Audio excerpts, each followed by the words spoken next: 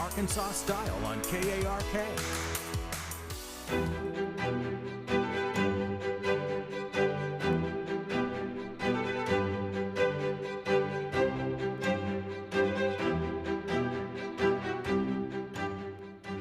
Today is an incredibly special occasion for you at home. I am joined by the Executive Director of the Arkansas Museum of Fine Arts, Victoria Ramirez.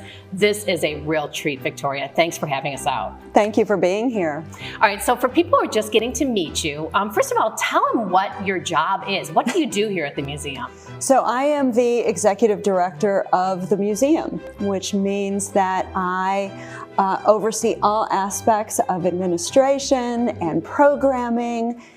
I get the privilege of working with every department to make sure that the museum continues to serve its mission and its role of serving the community.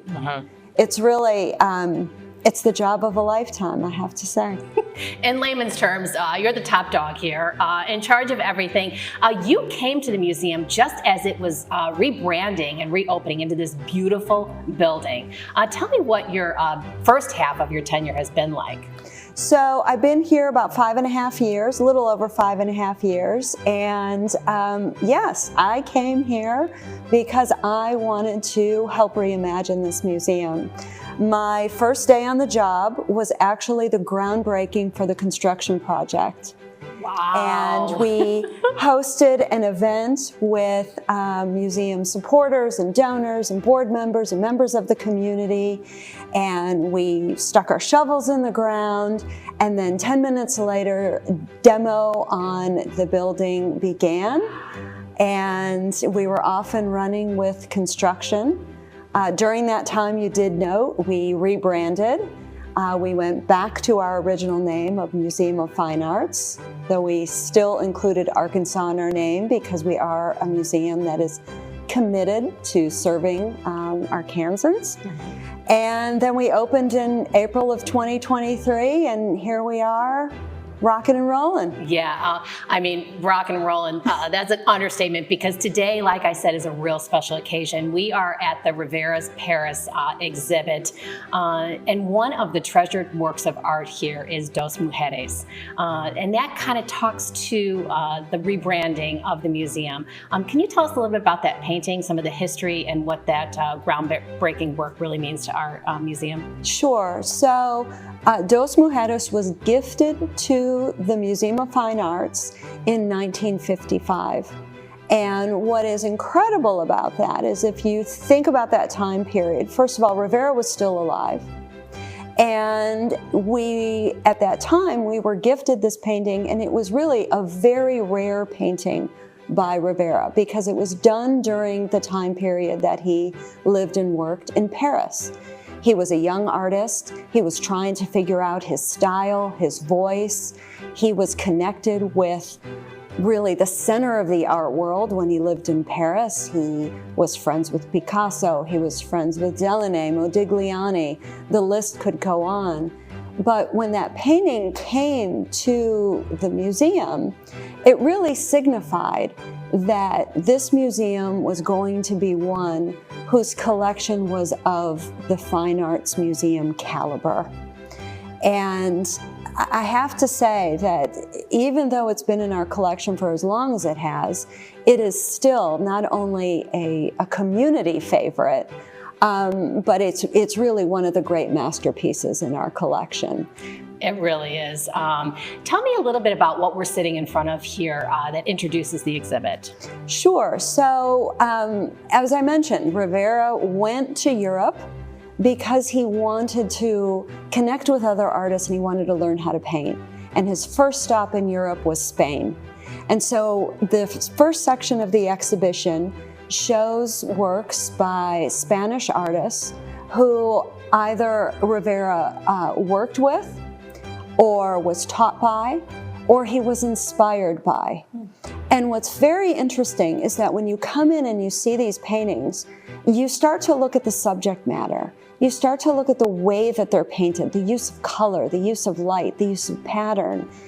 And for those who are familiar with Rivera's work, or even if you're not, just Google him, you will start to see that these influences that these Spanish painters had on Rivera influenced him even when he was creating his greatest works as a Mexican muralist.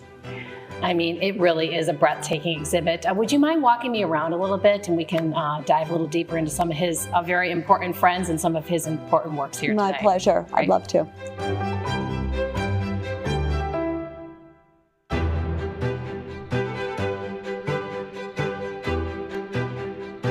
Well, Victoria, I mean, there is just so much to cover here at Rivera's Paris exhibition, but we moved over to some unique works of art from him and his common law wife. What are we looking at here? So, first of all, I love this wall because this really gives you an idea of how Rivera developed as a Cubist painter.